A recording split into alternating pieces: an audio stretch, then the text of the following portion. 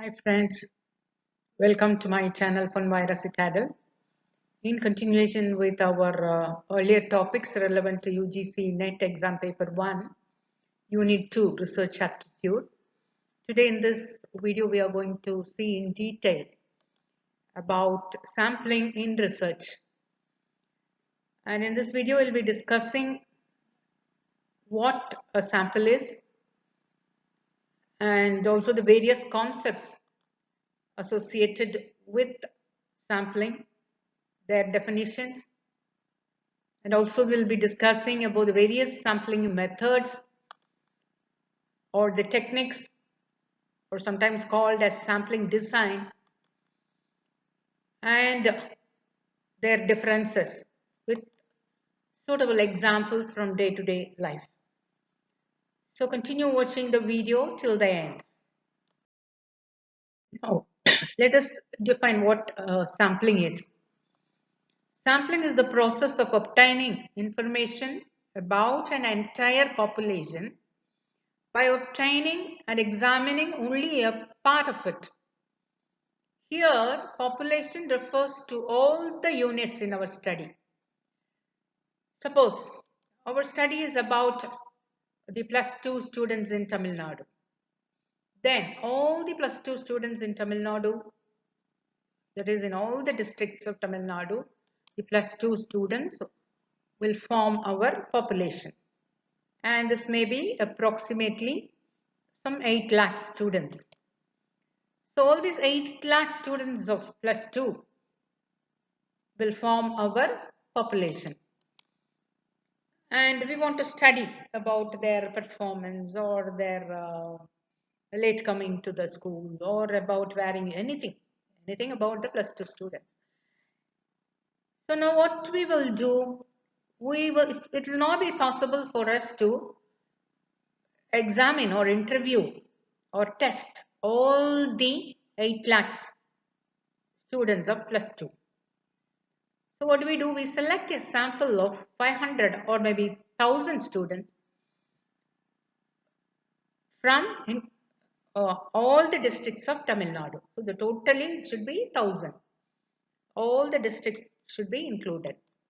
So you select a school, maybe one school or two schools in each district, and select all those students in that particular school. So that will form your sample. So the entire 8 lakh will be your population, and you are going to study about their late coming to the schools, and you are going to take a sample of 1000 students. So that will include schools in all the districts. So these 1000 students constitute the sample, and whatever findings I get from this sample of 1000 students, I am going to generalize to the entire population of 8 lakh students. If my sampling techniques or my sampling methods are appropriate and representative. We will see in the following slides what is meant by representativeness and what are the appropriate methods of sampling for what situation. Now, why do we need sampling? Why not you do the study with the entire population?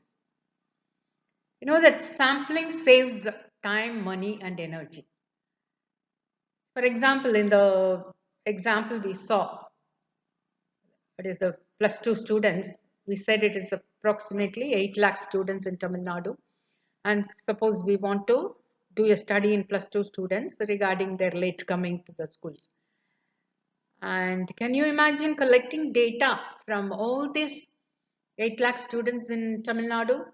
So how much time you have to spend, how much money you need to spend, and how much energy you will be wasting if you are going to do your studies on the entire population. So that is not possible. That is why you take a sample of 1000 students from all the districts.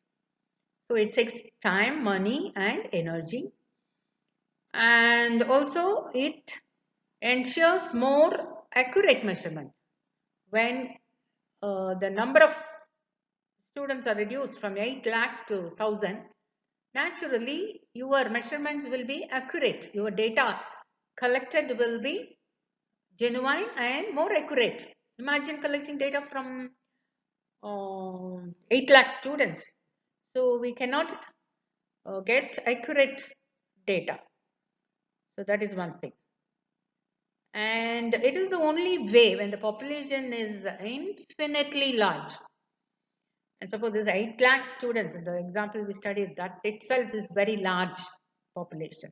And imagine if you are going to study about students in all over India or students in the entire world. So it is infinitely large. You cannot even say so many millions. So in those cases, when the population is infinitely large, the only way to collect the data is by taking sampling.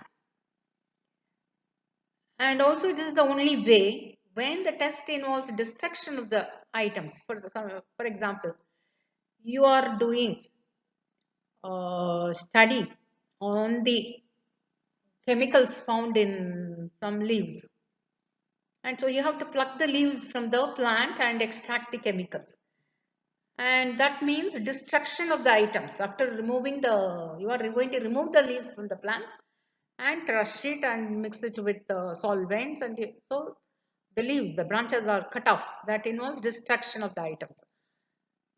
So if you reduce the number from the entire population to your sampling, that will reduce the destruction of the item. So sampling is the only way to do your research. And also sampling enables the researcher to estimate his errors, sampling errors, so that he can eliminate it. But if you are going to study the entire population, it may not be possible for you to find out how much error you have made and how to eliminate them. But if you are going to study only the sample, then you can measure the errors that may occur and you design your sampling technique in such a way to eliminate this error. That is also possible with sampling. That is why we researchers resort to sampling. Before going into different methods of sampling, we will define some of the terms which are very often used in sampling in research. The first and the foremost important term is population, also known as universe. And it refers to all the units in a particular study. It may be finite or infinite. Example for finite population is number of teachers working in a university. That is finite. An example for infinite population is the number of stars in a sky. And always the population parameters are denoted by Greek letters. And the next term to be defined is sampling frame. Sampling frame is the list of all units in a population from which samples are going to be drawn. In our previous example of the plus 2 students, I told you the 8 lakh students in all over Tamil Nadu, the total number of students form the population. And the sample is 1000 students. And the researcher selects one school in each district and he gets the list of all the students in that school studying plus 2. So that list constitutes the sampling frame. And from this list, the researcher is going to select 1000 students. That is his sample. So the sampling frame is the list of all the units in a population from which the samples are drawn. It is either constructed by the researcher, like our example, or it may already exist in the population, like your telephone directory. Suppose your research is on social studies about how many of them in a particular street or maybe in a particular town own a house. So just imagine this is the study, then you can use a telephone directory as your sampling frame. So it is already existing in the society. So the frame can be prepared by the researcher or it may already exist in the population. And the next term to be defined is the sampling design or the method or even technique. These terms are used interchangeably. And this sampling design refers to the definite plan or the procedure. Another important term in sampling is sampling error. This is a very important concept in sampling. It refers to the random variation that occur in the sample estimate from the population parameter. So remember, we are taking samples from the population. So whatever findings we get in the sample, we are going to generalize it to the population as a whole. So in our sample estimate, if we make some mistake, that constitute the sampling error. And it may be in either direction, maybe plus or it may be minus. So that is why we say it is compensatory in nature. In some of the sample it may be plus, in some sample it may be minus. So it will be totally it will be compensatory in nature. And you have to learn this formula. What is sampling error? The total error is equal to sampling error plus non-sampling error.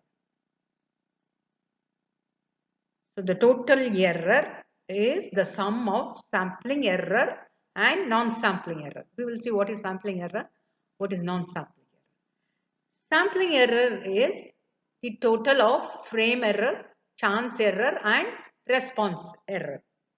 If you add up all these three, frame error, chance error and response error, you will get the total sampling error. And what is frame error? That is the mistake the researcher makes when he is constructing the frame list. So that is frame list. So if he makes any mistakes in making the list of the names of the frame or the frame, it is called frame error. And what is chance error? From the sampling frame, he is selecting sample. So during this process, if the researcher makes any error due to some chance, it is called chance error. And the next one is response error. So the sample frame is built and sample is selected. Now from the sample, the researcher is going to get the data. And the sample, they are going to provide the data by using some tools, maybe interview, questionnaire, anything. And in that case, if the participants, if the sample makes any mistake in their response, sometimes they may omit or may repeat the questions. That is called response error. So all these three put together, it forms the sampling error, frame error plus chance error plus response error. And the total error is the total sampling error plus non-sampling error. What is non-sampling error?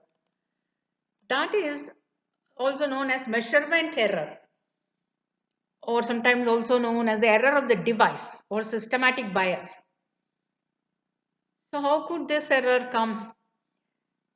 That is error in the device. What is the device we are using? The tool we are using in collecting data. Suppose our questionnaire contains a mistake in the fourth question or maybe fifth question. You are giving a multiple choice question and you are asking certain details, option A, B, C, D. And the questionnaire contains A or something, XXX, B. It should be YY or is there something else? But suppose by printing mistake or by negligence, your A, B, C contains the same answer. That means there is an error in the device, measuring device. So automatically this question will be responded wrong by all the sample or the participants. So that is called response error. So this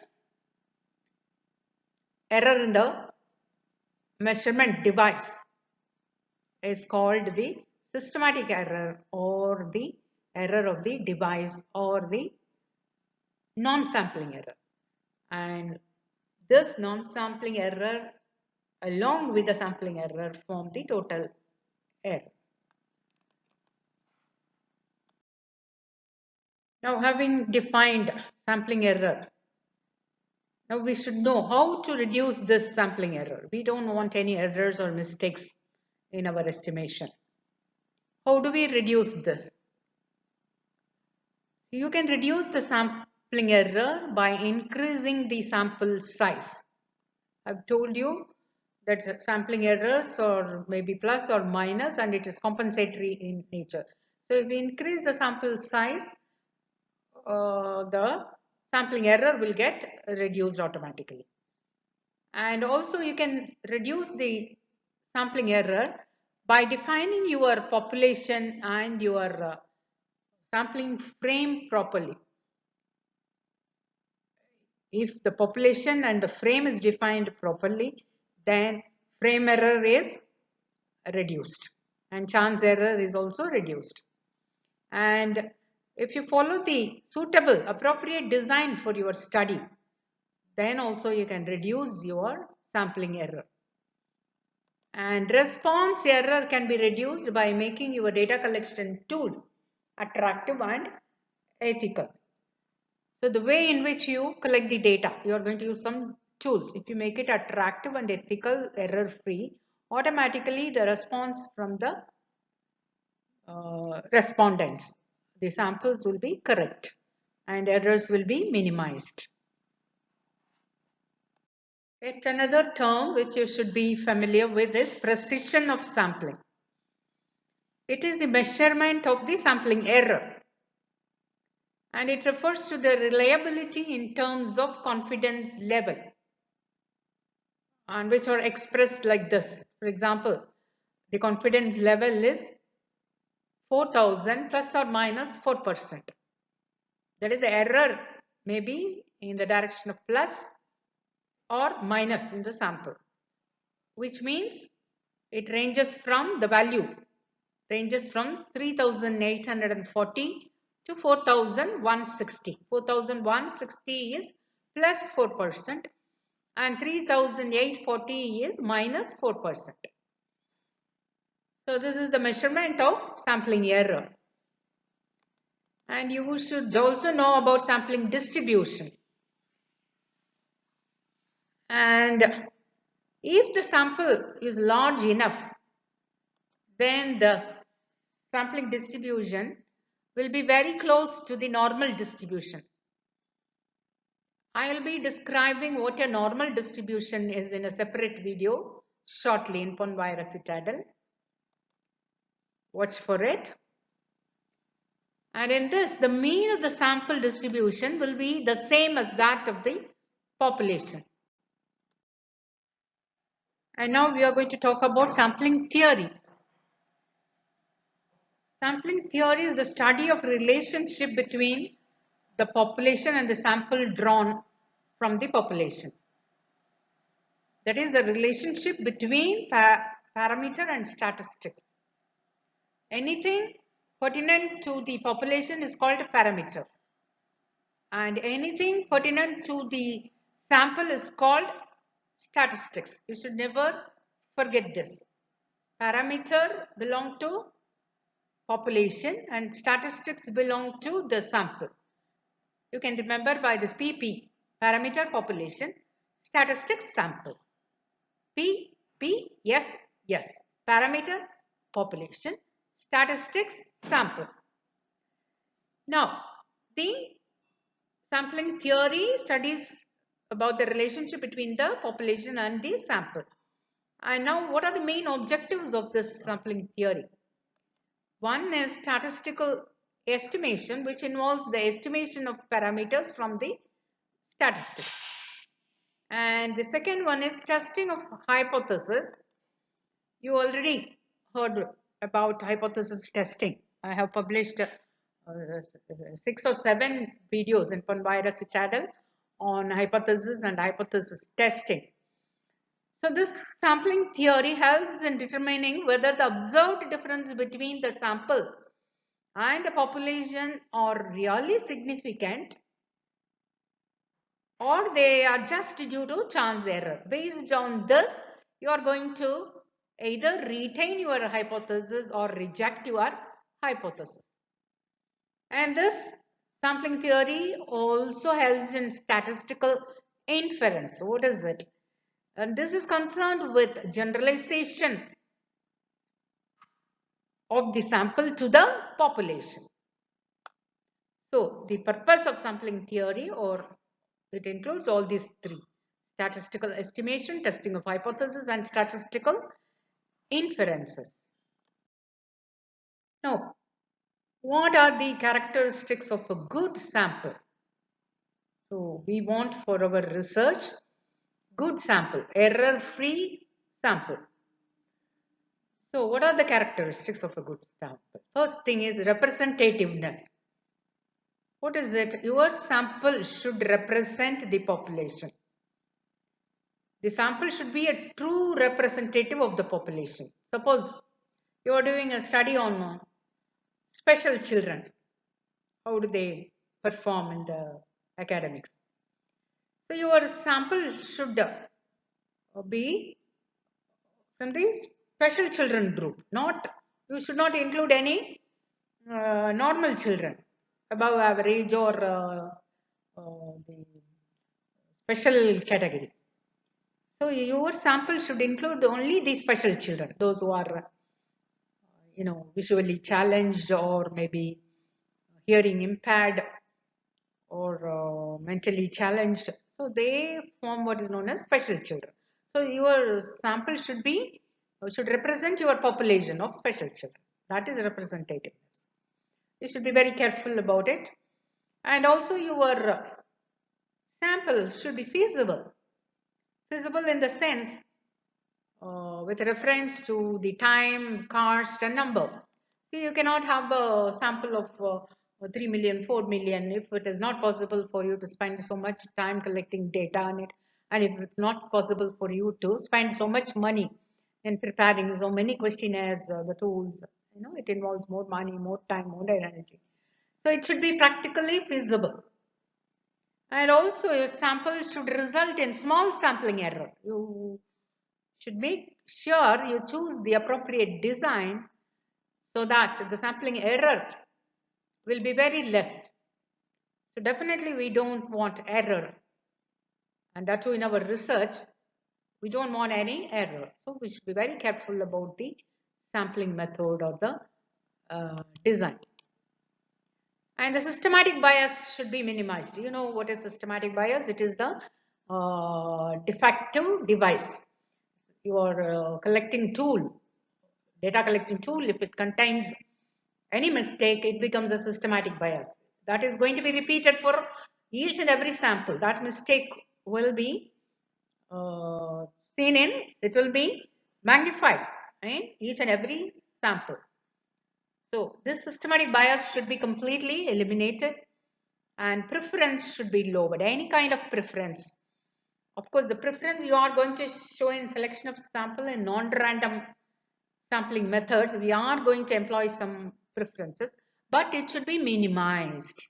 It should be kept at the lowest level in order to avoid the sampling errors. Now we will see about the basic sampling designs which are available. Whenever we design a sample method or a sample technique, there are two important characteristics to be considered. One is the representation basis and another one is element selection. And the representation basis is of two types. One is probability sampling or random sampling, and the other type is non-probability or non-random sampling. And also, when we consider the characteristics of element selection, it is also of two types. One is unrestricted, another one is restricted element selection. So under these categories, we have various methods of sampling techniques, which we'll be discussing one by one. And this probability or sampling or non-probability sampling, which is otherwise known as random or non-random sampling. And that means random means no preferences. Non-random means some kind of preferences are employed. And element selection, what is meant by restricted, unrestricted? When we say unrestricted, that all the elements in the population will be considered for selection. We may not be selecting all, but we will consider them for selection. We will not restrict them. We will not eliminate any of it. That is unrestricted element selection. And restricted element selection, some of the units of the population are not considered for selection due to some preferences or characteristics. So under this probability unrestricted type of sampling, we have simple random sampling, which is the best method of sampling. Under this, we have various techniques in which we select the sample randomly by means of lottery or some using some pipette tables, etc. And because this simple random is the best type of sampling and it falls under probability or the random unrestricted sampling type. And under probability restricted sampling, we have complex random sampling methods like cluster sampling method, stratified sampling method, and systematic stratified sampling method. So this come under probability and restricted type of sampling. And under non-probability unrestricted sampling, we have haphazard or convenience sampling. And under non-probability restricted type, we have the purposive or judgmental sampling type. We will see each of these types in detail in the following slides. Remember that any sample should represent the population, and it is always best the random type over the non-random one. Why? Because in random type, no preferences, no biases, and all the elements will have equal chances. Elements or the units in the population will have a known equal chance of being selected. And also in the elemental selection, always the best one is unrestricted one, where there is no restriction is imposed on the units for selection. All the units will have the same chances of being selected, of being included in the sample. So that is preferred over the restricted one. Unrestricted is preferred over restricted one on the elemental selection criteria. And on the representation basis, probability or random sampling is preferred over non-probability or non-random sampling. You get this point clear. Now let us discuss about all the types of random sampling methods. In random sampling, or otherwise known as probability sampling, each and every element has a known and equal probability of being included in the sample. That is, all the elements in the population will have equal known chance of being included in the sample.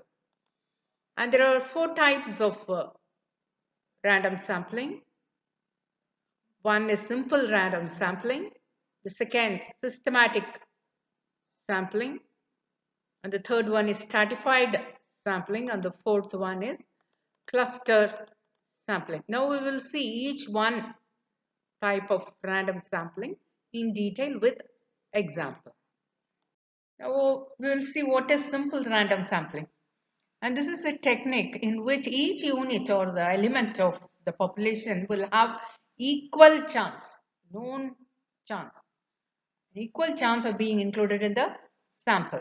All the elements will have equal chance of being included in the sample. And this method is also known as EPSUM, meaning equal probability of selection method.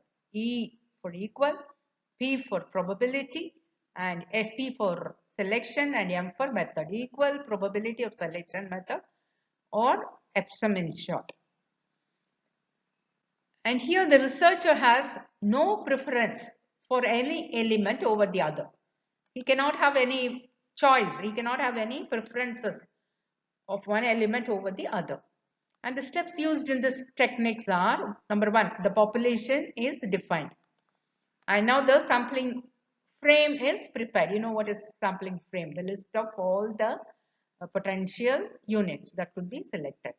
That forms the sampling frame. And then the third step is the units are arranged without any order. That is, they are arranged randomly.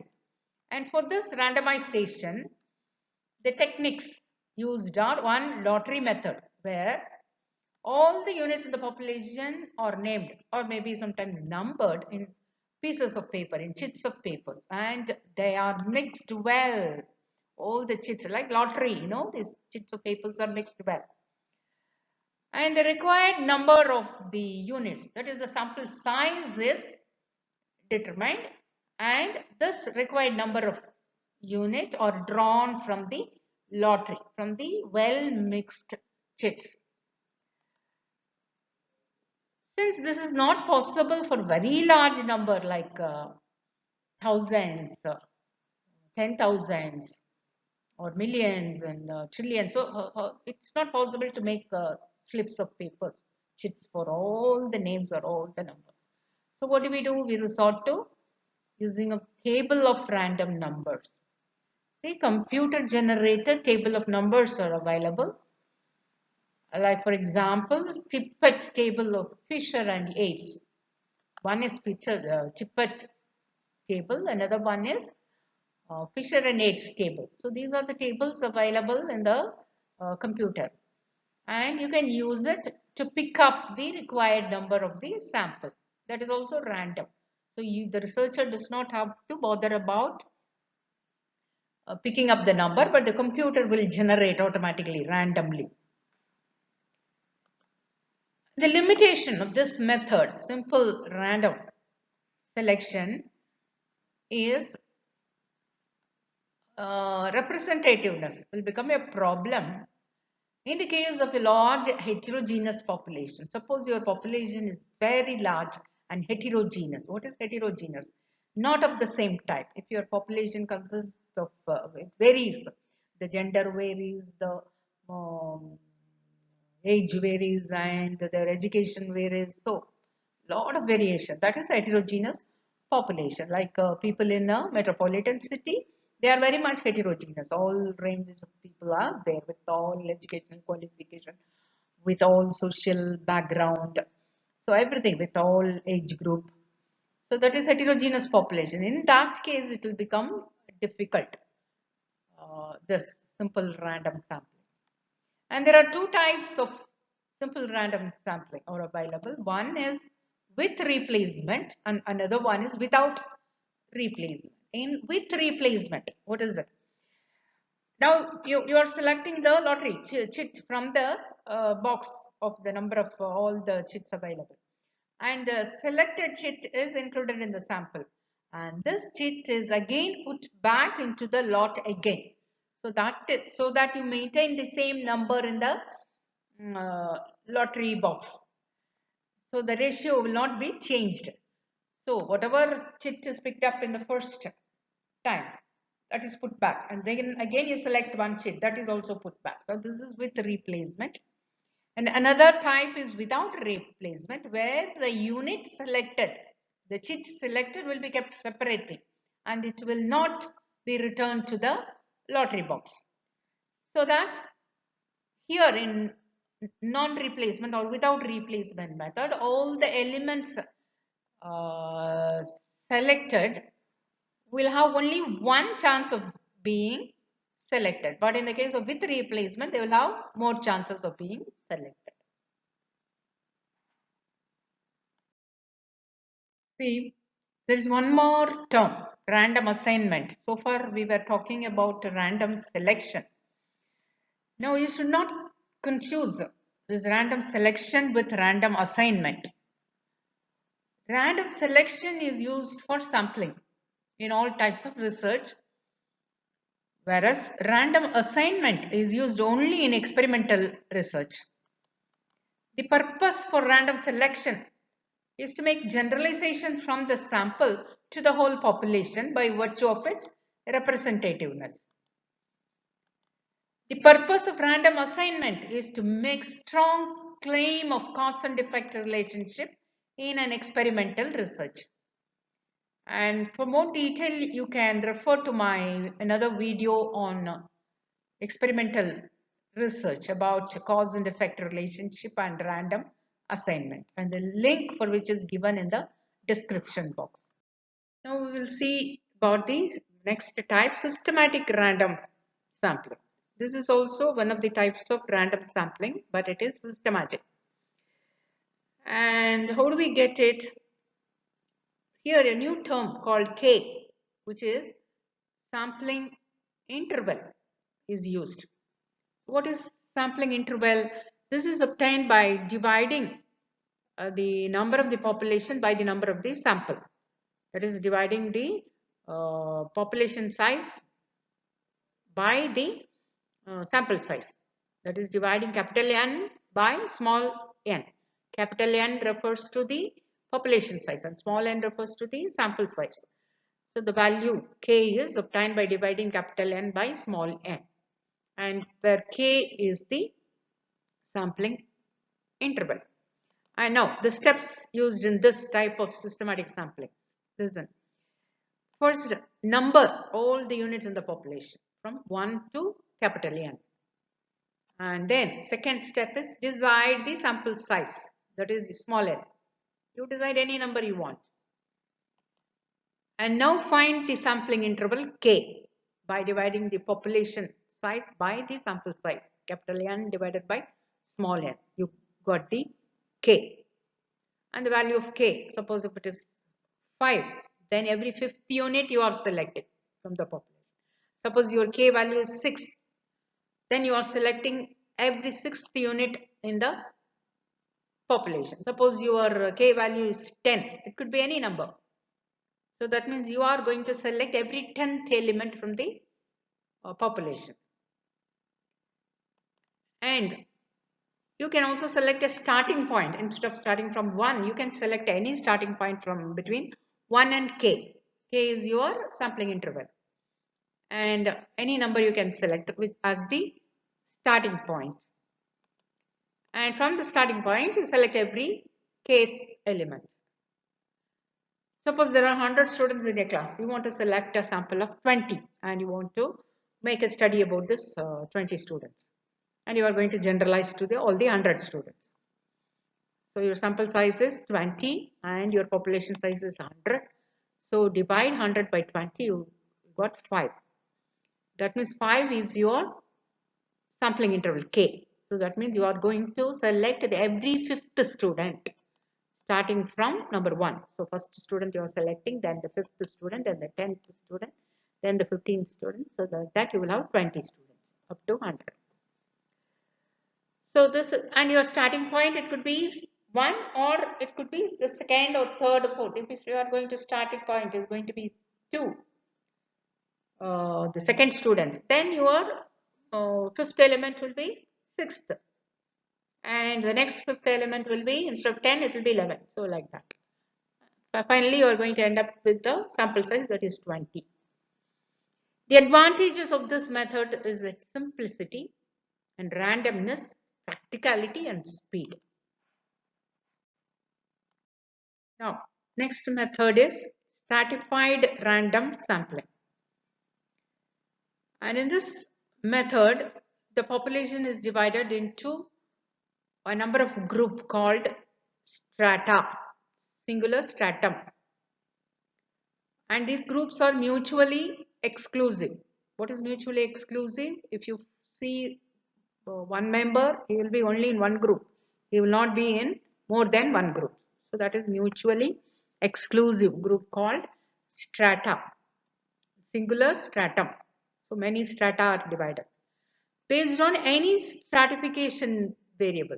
So you can divide the population into many groups based on any variable, like you can choose gender variable. If you are going to choose gender variable, you get two strata, male, female, and sometimes if you are going to include transgenders and all other things, that is a different matter. So, and if you are going to divide it into class wise, for example, in BSc first year, second year, third year, okay, that is going to be your stratification variable, or it can be district. So, a number of Kallakurichi district and Salem district and Mayiladuthurai district, so Sekalpata district. So many, you will get many strata in that case. So this is called stratified sampling. And from each stratum, you are going to select the samples randomly. And usually this method is a very good method for a very large population which is heterogeneous. You know the term heterogeneous, consisting of many different types. So the advantage is it is used in the very large population which are very heterogeneous. Why should we have a strata there? Why do we want to divide them into group and then do random selection? Why not we directly select them randomly? Because you want representation, equal representation from all the groups.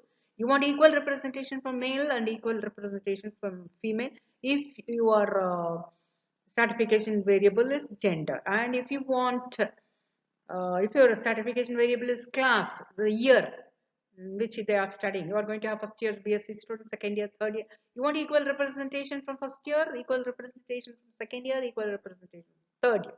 So to enhance representativeness, we are going to have strata. This is called stratified. Again, from the strata, from each strata, you are going to select samples randomly, simple random sample. Right? Look at this illustration for stratified random sampling. Here the stratification variable is level of performance. We are having three strata here, namely high performance and average and then low performance. And so three strata are here they are grouped based on their level of performance. And there are two types of sampling. One is proportionate stratified sampling and another one is disproportionate stratified sampling. What is proportionate stratified sampling? Here we are going to select samples according to the proportion of the population. So here what is the population, what is the ratio here? 1 is to 3 is to 1 again. So that is the ratio here, 1 is to 3 is to 1. In the same way, we are in the sample also, we have the same proportion, 1 is to 3 is to 1. So it's 20 is to 60 is to 20 is 1 is to 3 is to 1. This is proportionate stratified sampling. And in non-proportionate or disproportionate stratified sampling, we are not going to take the sample in the same ratio of 1 is to 3 is to 1, but we are equal ratio 1 is to 1 is to 1. So this is disproportionate. Total we have 100, sample number n. Here also the sample size is 100. In disproportionate also it is 100 and the population size is capital N is 1000. So this is an example for stratified sampling And both the types are illustrated here, both proportionate and disproportionate stratified sampling. Both are stratified, but the sample size is according to the proportion of the population in proportionate stratified sampling, and in disproportionate stratified sampling, that same proportion is not maintained here. The next type of random sampling is cluster sampling, also known as area sampling, where the population is infinite and are scattered geographically far apart, and hence a reliable list of all the elements is not easily available. So how do we do it in this type of sampling? A cluster or a collection of units like districts, or a collection of units like blocks, or a collection of schools are selected randomly. For example, we are going to study about the reading ability of the primary school children in Tamil Nadu. So what does the researcher do? He selects randomly cluster of schools from each district, and suppose one school from each district, and all the children from the selected schools are included in the sample. So this is called cluster sampling, also known as area sampling. Now let's have a quiz here. Let me see how far you have understood so far regarding we have completed random sampling. So let me see how much you have understood. Now answer this question. Random sampling is said to be the best type of sampling because the option 1 is it ensures law of statistical regularity, and option number 2 is it is very easy and practical, and 3 it results in more sampling error, and 4 its variation is maximum. Now tell me the correct answer. Let me see whether you have understood the concept. Yes, the correct answer is the first one. It ensures law of statistical regularity. What does this law say? It says that if a sample is chosen random, which is otherwise known as probability sampling or random sampling, the sample will have the same composition and it will have the same structure. It will have the same characteristics as that of the population or the universe. That is what we say as representativeness. So the simple random sampling is very much representative. It represents the same composition and characteristics of the population. So random sampling is said to be the best type of sampling. Now answer this question. The limitation posed by increase in sample size, limitation or the shortcomings or the disadvantage of increasing the sample size is 1. It increases the cost and time. 2. It decreases the cost and time. And 3. It increases the systematic bias. And 4. It decreases the systematic bias. Which is the correct answer? The correct answer is both 1 and 3. That is, it increases the cost and time and it increases the systematic bias. There is one disadvantage of having a very large sample. One is it increases the cost and time. So more number of sample means more number of participants. So you have to take measurements or whatever, collect data from more number of students, which means more cost and more time. And also it increases the systematic bias. What is systematic bias? It is the measurement error or the device error or the non-sampling error, remember? So if there is error in your questionnaire or an error in your device, then it increases with the increase in the sample size. So that is called systematic bias. So both 1 and 3 are the limitation posed by increase in sample size. Answer this question. Sampling error decreases with option 1 increase in the sampling size, option 2 decrease in the sampling size. So when will the sampling error decrease? The correct answer is 1. With increase in the sampling size, your sampling error will get decreased. Remember, sampling error is the total of frame error plus chance error plus response error. And with increase in the sample size, your frame error will get reduced and your chance error will also get reduced. But we cannot say with the response error. With the increase in the sample, the response error may get increased. But the total sampling error decreases with increase in sampling size. You are going to match the following. So in the column, first column, stratified random sampling, cluster sampling, probability sampling, and non-probability sampling. You are going to match it with column, second column, where you have every element has a known probability of inclusion, homogeneous strata, and every element has an unknown probability of inclusion. The D option is heterogeneous strata. Now match it. Stratified random sampling. So you are here, it is random sampling where you are going different groups or strata. And it will be each strata, the group will be always homogeneous, same. Because remember the example, the gender, if you are going to have a stratification variable, gender, then you are going to have one strata all male, another strata all females. So it is homogeneous, same. Or BSc first year, second year, third year. So all first year in one group, all second year in another group, so homogeneous. And cluster sampling, remember the various districts and the schools in different districts, they are going to have different strata, heterogeneous strata. Variation will be there. In one district school, the number of students will vary in the other from the other district. So it will be heterogeneous. So cluster sampling will be heterogeneous, but in stratification you have homogeneous strata.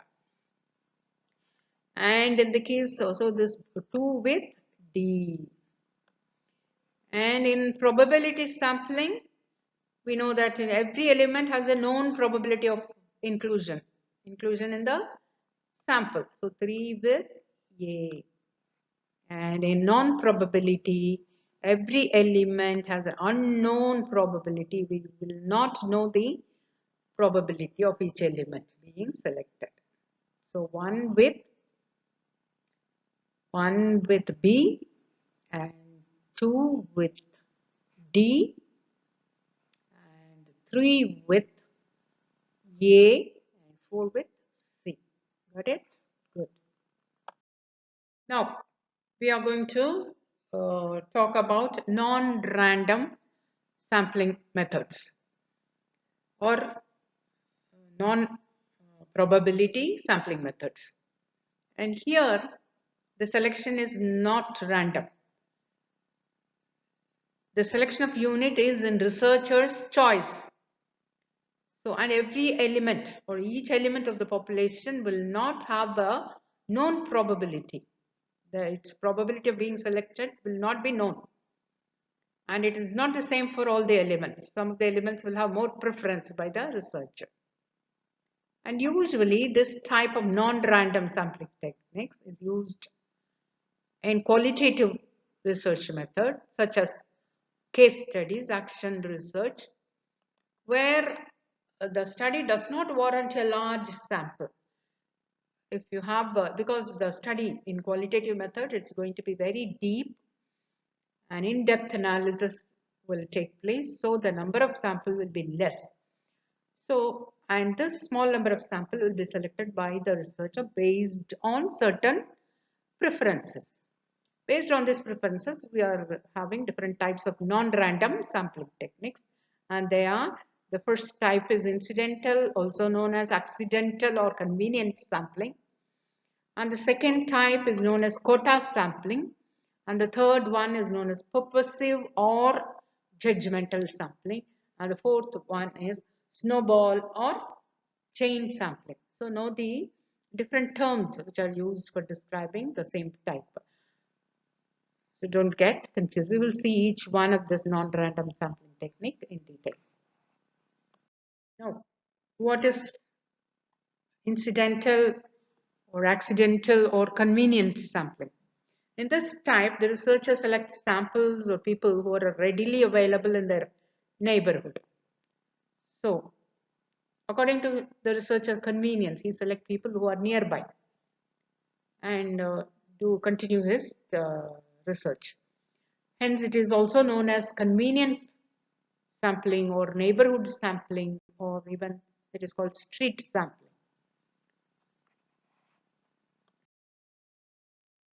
See, quota sampling.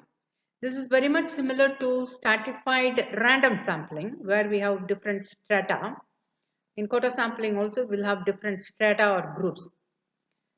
But the only difference is there in random stratified sampling, you are going to have strata or groups, and from the group you are going to select the sample randomly. But here from the class strata, you are going to select them non-random.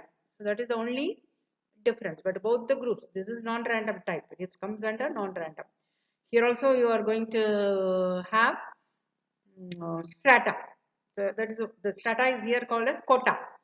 So the group is divided, but from the group you are going to select non-random in this quota sampling. But in stratified random sampling, from the group you are going to select them randomly.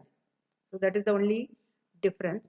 Suppose for example, the researcher wants to select 100 students from a population of 1000 students, and this 1000 students comprise of two groups.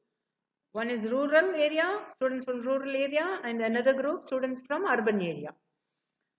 And two groups are there, two strata is there, two quotas are there.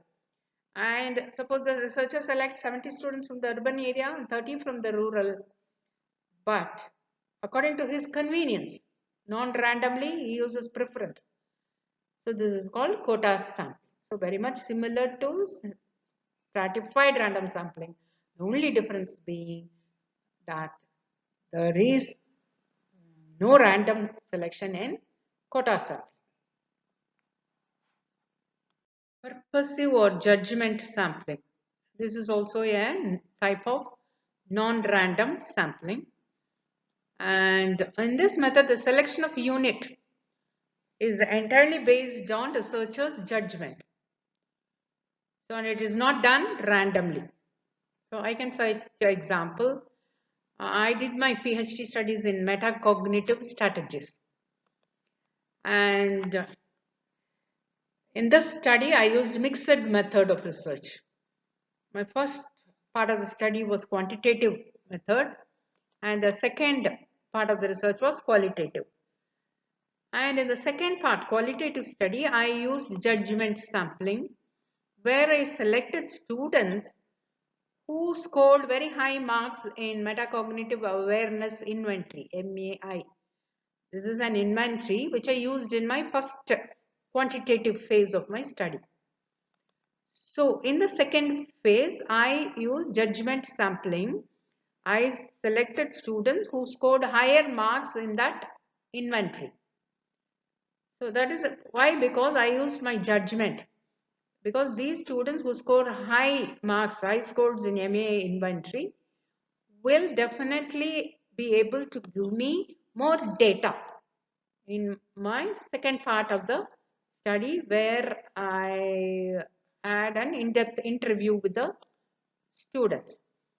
So my judgment was that the selected participants with higher score on the first phase of metacognitive awareness inventory could provide me with rich data on metacognitive strategies, which is not possible otherwise. So I use my judgment. This is called purposive or judgment sampling. So here the researcher uses his own judgment for a purpose in selecting the sample. And the next type of non-random sampling is snowball sampling or chain sampling. The snowball is a metaphor used here. A snowball is formed in the mountains, in the snow-clad mountains, and it will grow bigger and bigger as it rolls down the mountain. In the same way, here the sample size gets bigger and bigger slowly. See, in this type of sampling, the first participant is selected voluntarily by the researcher, and this first participant is used to identify other participants. And so the sample gets bigger and bigger in size, like a snowball in a hill. This type of sampling is used, or chain, the chain grows bigger. This is used when confidentiality is of prime importance. For example, you are doing a research on transgender society, and people in the community, nobody will like to be identified as a transgender. They will not reveal the truth because of the stigma attached to that in our society. So once the researcher identifies a single transgender, he or she will provide more information about the other transgender. So slowly the contacts will come and your sample size will get increased like a snowball in a mountain. So that is why it derives its name from the metaphor. Like this, the sample size will grow bigger. So only purely because of the confidentiality issue. Well, we have discussed about all the types of sampling with suitable illustration. And I hope you enjoyed this video. And if you have not subscribed to Panvaira Citadel yet, please do so. And look forward to my future videos. Until then, bye-bye.